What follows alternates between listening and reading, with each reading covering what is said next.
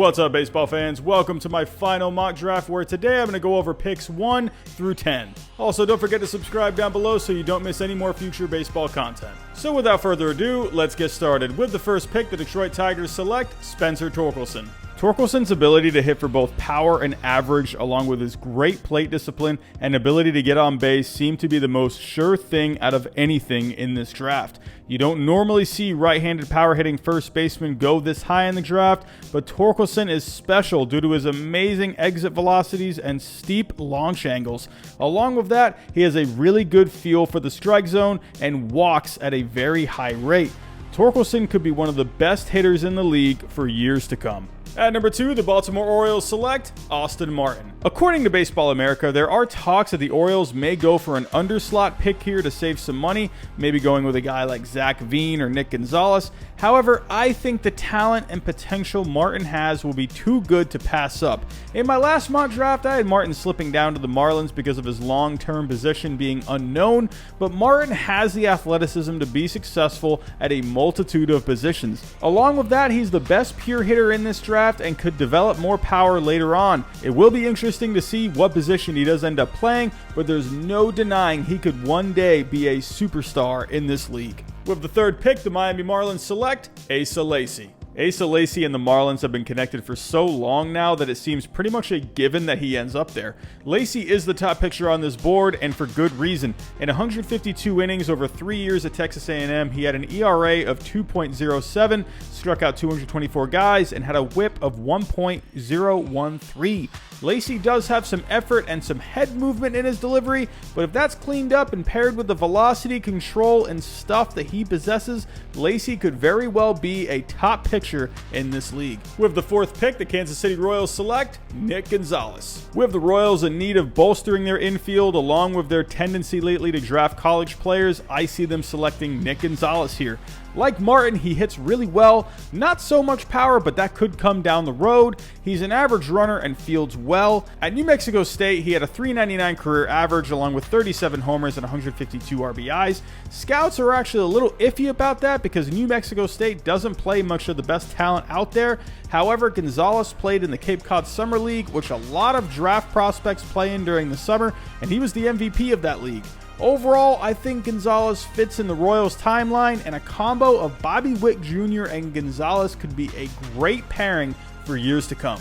With the fifth pick, the Toronto Blue Jays select Zach Veen. With the best hitters off the board at this point, the Blue Jays may as well go for as much upside as possible, so they take Zach Veen. At 6'4", with much more room to grow into his frame, Veen already has a great swing and excellent bat speed, similar to Cody Bellinger. He's a decent center fielder, but while he's not slow, he's not very fast either, especially fast enough to be a major league center fielder. His speed projects him to be more of a corner outfielder. Overall, though, Veen could be a top player in this league down the road. With the sixth pick, the Seattle Mariners select Emerson Hancock. Questions over his health are out there due to a lat injury he suffered late last season and was inconsistent when he returned, and was also a little iffy at the beginning of this shortened 2020 season. However, there is no denying the talent Hancock possesses. At one point, he was considered a number 1 pick. He can touch close to 100 on his fastball and possesses a plus slider along with an above average curveball and changeup. He has great control and command of all of his pitches, and he has a smooth and repeatable delivery. Seattle tends to draft more college-ready players, so Hancock would be a perfect fit here. With the seventh pick, the Pittsburgh Pirates select Patrick Bailey. The Pirates desperately need a top-tier catcher in their system, so they take the best catcher in the draft, Patrick Bailey out of NC State. He's a switch hitter with power, and he's a great catcher because of his ability to block and throw out runners extremely well. This would be a great pickup for the Pirates. With the eighth pick, the San Diego Padres select Austin Hendrick. The Padres have a tendency lately to go with high school players in the first round, and they could use some more power bats in their system.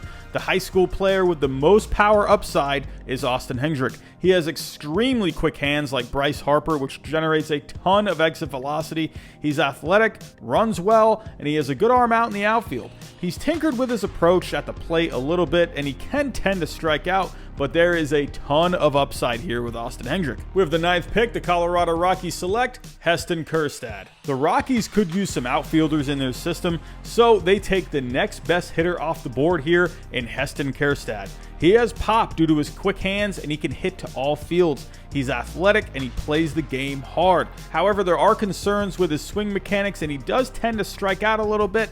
However, his numbers were solid overall in college, and if his swing can be cleaned up just a little bit, Kjerstad could be a solid outfielder in this league. With the 10th pick, the Los Angeles Angels select Max Meyer. The Angels need pitching, and they receive a gift here with one of the best college pitchers on the board falling to them at number 10 and Max Meyer. His fastball sits anywhere from 93 to 97, but can touch 100, and he has one of the best sliders in the draft, along with a fluid and repeatable delivery. He has great athleticism, which helps his control and command of his pitches. The only question some scouts have is his durability due to his 6 foot and 185 pound frame, along with the fact that he only made 15 starts in college. Either way, there is a ton of potential with Max Meyer. So those are my picks 1 through 10. Tell me down below in the comments what you think. That's all I got for today. Stay tuned for next time, where I will go over picks 11 through 20. Thanks for watching. Have a good day.